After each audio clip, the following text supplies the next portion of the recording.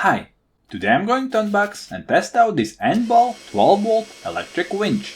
I'll unbox it to see just how many practical things are actually in this box, and at the end of the video, I'll power it on. This is the Anbull 6,000 pounds or 2,700 kilograms motor winch, IP68 class waterproof with nearly 17 meters of nylon rope included.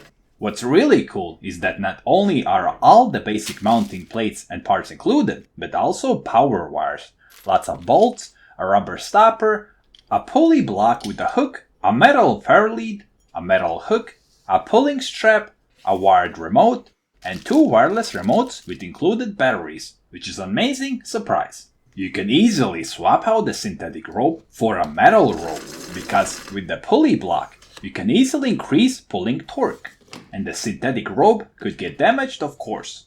This can happen when you use it for tasks it's not intended for. If you have any questions while watching this unboxing and demo video, feel free to leave them in the comments below. But now, let's get to the most interesting part.